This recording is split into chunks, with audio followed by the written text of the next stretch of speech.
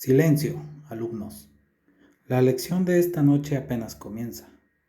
Aquí no aprenderán de números ni de letras. Aquí se estudia el miedo. En estas aulas no hay pupitres, solo sombras que acechan en cada esquina y un maestro dispuesto a demostrarles lo que habita en la oscuridad. Bienvenidos a las clases del horror. Bienvenidos al canal El Maestro del Terror. Dicen que los veladores conocen más secretos de los que deberían. Son testigos de lo que ocurre cuando la oscuridad se adueña de los pasillos, cuando los muros susurran lo que nadie se atreve a contar. Esta es la hora en la que la soledad se convierte en condena y el silencio en gritos ahogados. Esta noche tendremos historias de veladores, los cuales su trabajo los obliga a estar en la oscuridad, en altas horas de la noche. Con esto, expuestos a los sucesos paranormales que escucharemos a continuación. El velador del lugar maldito. Mira, hijo, yo ya soy viejo y he vivido lo suficiente para saber que hay cosas que uno no debe de ver, ni mucho menos contar. Pero antes de irme de este mundo, quiero que alguien más sepa lo que ocurrió en aquel trabajo, en aquel sitio donde acepté ser velador, sin imaginar que estaba caminando directo a la misma boca del infierno. Todo empezó una noche lluviosa de octubre, hace ya muchos años. Recuerdo que no había mucho trabajo en el pueblo y yo necesitaba dinero. Un hombre que conocí en la cantina me dijo: hay un lugar en las afueras, un edificio viejo que nadie quiere cuidar. Pagan bien, pero no dura mucho el que entra. ¿Te animas? Yo, necio y confiado, acepté. El sitio era un complejo enorme, abandonado desde hace muchos años. Antiguamente había sido un internado, una mezcla rara entre correccional y hospital psiquiátrico. Imagínate las historias que pasaban sobre esas paredes: torturas, encierros, pacientes que jamás salieron. Algunos decían que los habían enterrado ahí mismo, en fosas que nunca se abrieron. El primer día que entré, la sensación fue brutal. El aire olía a humedad y óxido. Las ventanas estaban rotas y el viento colaba silbidos que parecían lamentos.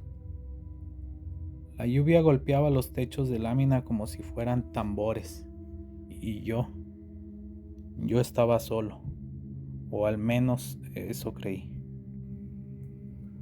En la primera noche, la caseta estaba en la entrada principal. Ahí me dejaron una linterna vieja, un radio que apenas servía y un termo con café. Eran cerca de las 12 cuando comencé a escuchar los primeros sonidos. Pasos, claros, firmes, viniendo del edificio principal. Yo pensé que serían vándalos, muchachos que buscaban hacer travesuras. Agarré la linterna y me adentré. El pasillo estaba cubierto de sombras. La neblina se colaba por las ventanas y parecía arrastrarse por el suelo, como un animal vivo. Alumbré hacia adelante y no vi nada, pero el sonido de los pasos continuaba, siempre unos metros más adelante. ¿Quién anda ahí?, grité, tratando de sonar firme. El eco me devolvió mi voz, pero distorsionada, como si alguien más la repitiera en tono burlón. Me quedé helado. Al llegar al final del pasillo, vi una silueta parada, alta, delgada, con los brazos colgando y la cabeza ladeada. Mi luz apenas alcanzó a iluminarla. Lo peor no fue verla, sino darme cuenta de que no proyectaba sombra en el suelo. Traté de hablar. Señor, este lugar está cerrado. Por favor, salga. La figura no respondió. Solo giró lentamente la cabeza hasta que la escuché crujir. Y entonces desapareció frente a mis ojos. El radio que llevaba en la cintura comenzó a sonar, aunque nadie lo había encendido. Era estática primero, y luego una voz femenina quebrada susurrando. No debiste entrar.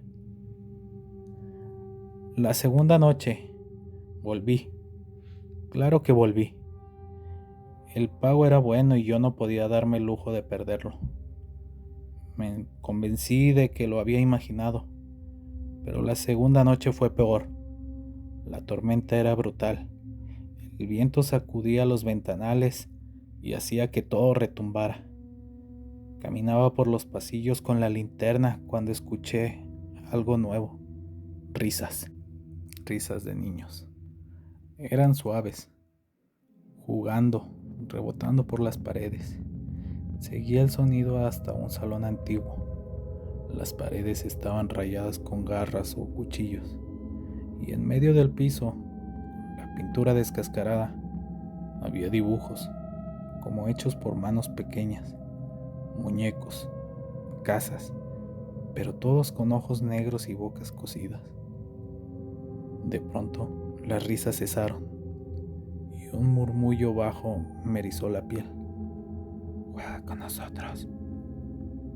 La linterna parpadeó, y por un instante vi 3 niños de pie al fondo del salón, pálidos, con las bocas llenas de puntos negros como si estuvieran cocidas. Corrí, y detrás de mí escuché pasos pequeños corriendo y carcajadas. Días después, conocí al único hombre que quiso hablarme del sitio. Era don Ernesto, un viejo que trabajaba en mantenimiento antes de que cerraran. Una tarde me lo encontré cerca de la entrada y me dijo en voz baja: Tú no eres el primero en velar aquí. Antes estuvo Raúl, un buen muchacho. Lo encontraron muerto en la caseta, con los ojos abiertos y las manos en el pecho. Decían que parecía haberse asfixiado, pero no había marcas, solo terror en su cara. Yo tragué saliva. Quise preguntar más, pero Ernesto solo añadió: Si escuchas que alguien te llama por tu nombre, no respondas. La tercera semana llegó, la tormenta más fuerte. El viento hacía vibrar las paredes. La lluvia caía como cuchillas y yo apenas podía ver a 1 metro de distancia. Estaba en el pasillo central cuando escuché mi nombre. Julián. Me detuve. La voz era idéntica a la de mi madre, muerta hace muchos años. Julián, ven conmigo. Mis manos temblaban. Recordé las palabras de Ernesto: no respondas. Pero la voz continuaba, más cerca, más clara, hasta que la vi. Mi madre, de pie, con su vestido de siempre sonriendo. Ven, hijo, ya no tienes que sufrir. Di un paso hacia ella y entonces noté que sus pies no tocaban el suelo. La sonrisa se extendió demasiado, rompiéndole la piel hasta las mejillas, y su voz se volvió un rugido infernal. Eres nuestro. La linterna se apagó. Todo fue oscuridad. Desperté en la caseta, empapado, con la ropa llena de lodo. En mis manos tenía algo que no era mío, un llavero oxidado con el nombre grabado: Raúl. Corrí hasta la salida, pero los portones estaban cerrados, con cadenas que no estaban ahí cuando entré. Al mirar atrás, en los pasillos del edificio, vi decenas de siluetas mirándome, quietas, esperando. No volví nunca más. Pero esa noche entendí la verdad. Yo no era el velador del edificio. Ellos eran mis vigilantes. Y tarde o temprano volverán por mí. Gracias por escucharnos. Nos vemos en un nuevo video, queridos alumnos. Hasta la próxima.